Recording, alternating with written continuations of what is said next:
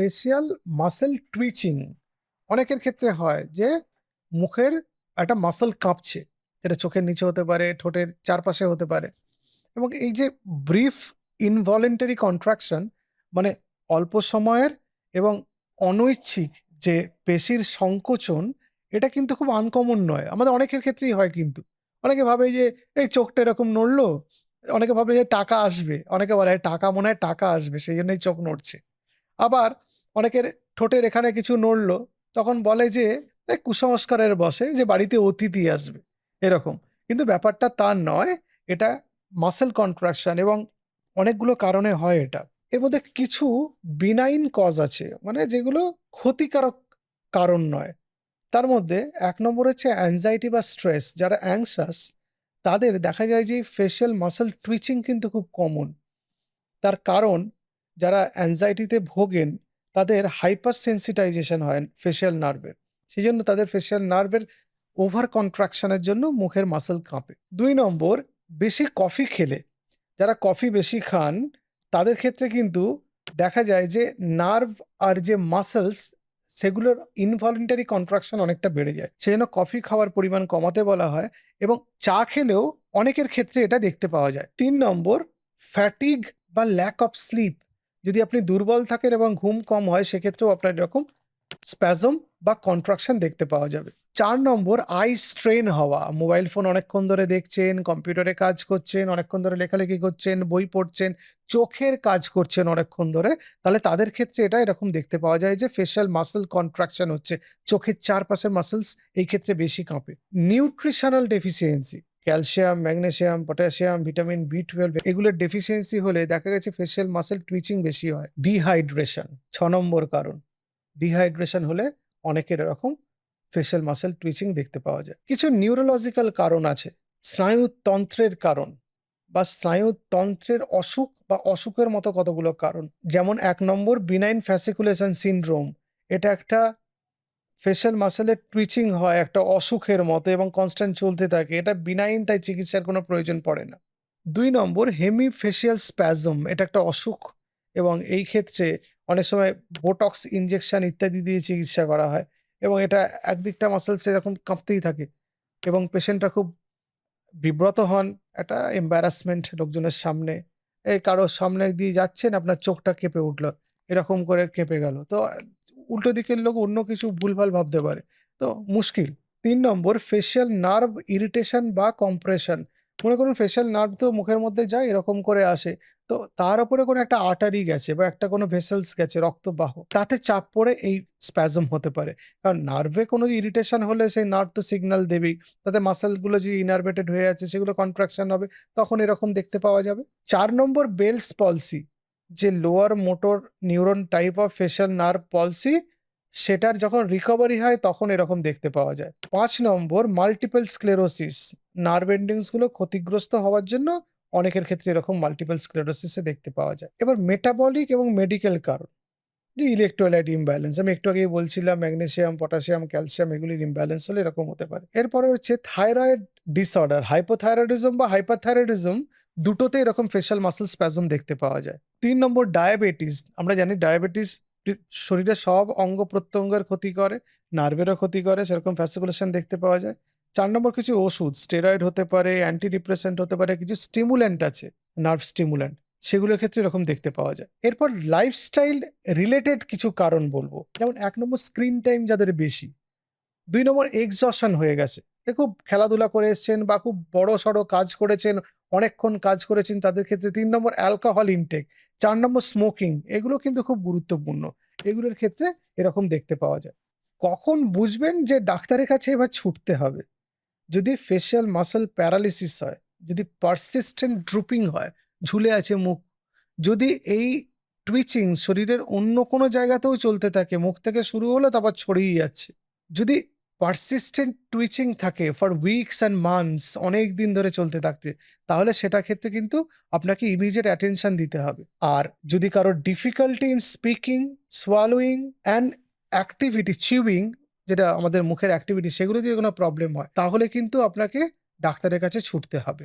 কোন কোন ক্ষেত্রে এর কোনো চিকিৎসার প্রয়োজন নেই, যেসব ক্ষেত্রে দেখা যায় কোনো অসুবিধা তৈরি করছে না, আর যে রেড ফ্ল্যাগ সাইন্সগুলো নেই, এক্ষেত্রে দেখা যায় যে যদি আপনি ঠিক করে ঘুমান, আপনি যদি স্ট্রেস ম্যানেজ করেন, আপনি যদি অ্যালকোহল বন্ধ করেন, আপনি যদি স্মোকিং বন্ধ করেন, যে ওষুধগুলো অফেন্ডিং ড্রাগস যেগুলোর কথা বলছিলাম, সেগুলো যদি আপনি বন্ধ করেন, তাহলে দেখা গেছে এই টুইচিং বন্ধ হয়ে যায়।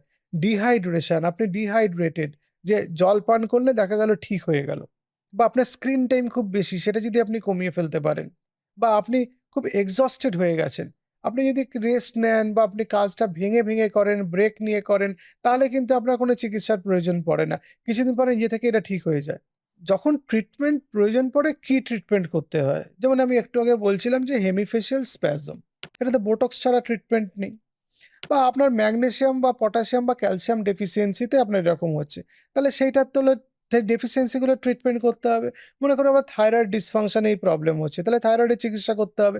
হাইপোথাইরয়েডিজম বা হাইপারথাইরয়েডিজম, মনে করুন আপনার ডিহাইড্রেশন হচ্ছে, কি করে বুঝবেন ডিহাইড্রেশন হচ্ছে? যে আপনার ইউরিনে কালার চেঞ্জ হয়ে যাচ্ছে, আপনার মাথা ঝিমঝিম করছে, আপনার শরীর ভালো লাগছে না, একটা অস্বস্তি হচ্ছে, তাহলে তো আপনার বুঝতে হবে ডিহাইড্রেশন হয়েছে। বা আপনি অনেকক্ষণ ধরে কোনো কাজ করছেন ৩-৪ ঘন্টা, তো এক্সহস্টেড হয়ে গেছেন, তখন একটা স্প্যাজম হচ্ছে, ইমিডিয়েট কাজ বন্ধ করে আপনাকে রেস্ট নিতে হবে। তাহলে এই জিনিসগুলো আপনাকে বুঝতে হবে। স্ট্রেস ম্যানেজমেন্ট খুব গুরুত্বপূর্ণ অ্যাসপেক্ট এটার ক্ষেত্রে। স্ট্রেস ম্যানেজমেন্ট কি করে করবেন?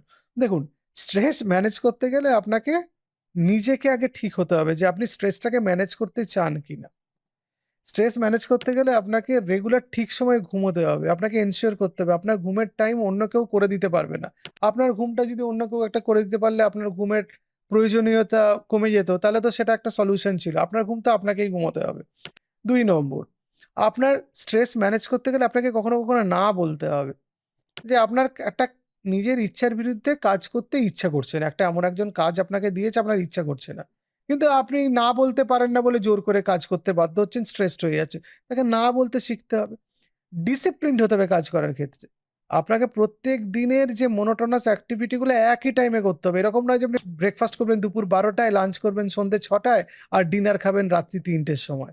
ডিসিপ্লিন না হলে আপনার বডির স্ট্রেস কমবে না, আপনার মাইন্ডের স্ট্রেস কমবে না।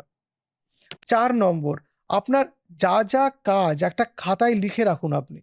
যে 1, 2, 3, 4, 5, 6, আমি যেমন কিপ বলে একটা অ্যাপ্লিকেশন আছে, সেটা আমি ইউজ করি। সেখানে আমি লিখে রাখি যে কি, কি কাজ আছে।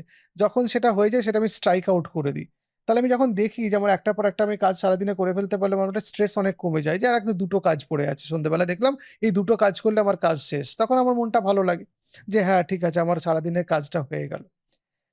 ৫ নম্বর, যেসব লোকের সঙ্গে মিশবেন এবং কথা বলবেন তাদের কাছ থেকে আপনি যেন কনস্ট্রাকটিভ এবং পজিটিভ কিছু জিনিস আদান-প্রদান করতে পারেন।